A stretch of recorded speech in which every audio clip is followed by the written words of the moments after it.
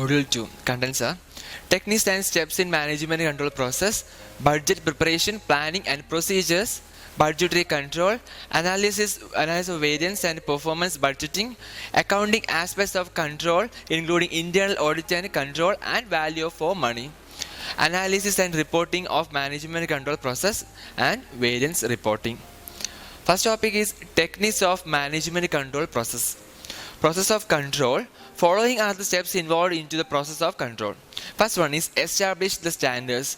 Within an organization's overall strategic plan, managers defines goals for organizational departments in specific, precise operational terms that include standards of performance to compare with organizational activities. However, for some of the activities, the standards cannot be specific and precise. Second one is measure actual performance. Most organizations prepare formal reports of performance measurement, both quantitative and qualitative, where quantification is not possible, that the managers review regularly. These measurements should be related to the standards set in the first step of the control process. Third one is compare performance with the standards. This step compares actual activities to performance standards. When managers read computer reports or walk through their plans, they identify whether actual performance meet, exceed or fall short of standards. Fourth one is take corrective actions and reinforcement of success. When performance deviates from standards, managers must determine what changes, if any, are necessary and how to apply them.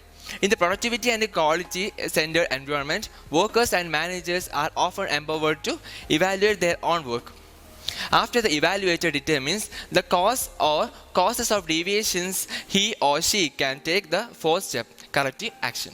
Strategic planning. Strategic planning is an organization's process of defining its strategy or direction and making decisions on allocating its resources to pursue this strategy. It may also extend to control mechanisms for guiding the implementation of the strategy.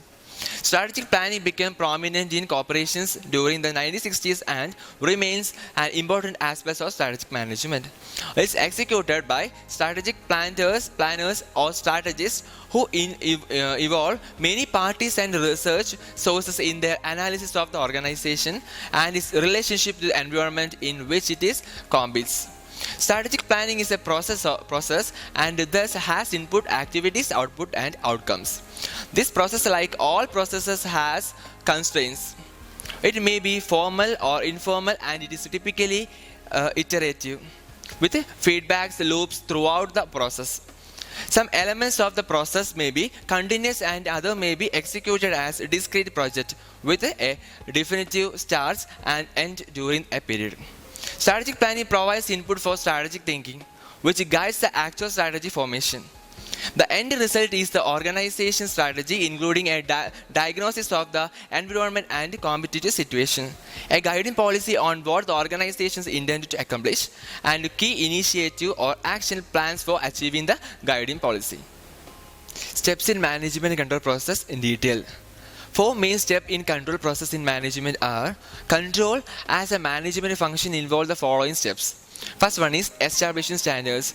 Standards are criteria against which results are measured. They are norms to achieve the goals. Standards are usually measured in terms of output. They can also be measured in non-monetary terms like loyalty, customer, attraction, goodwill, etc. Some of the standards are as: second one is measuring performance.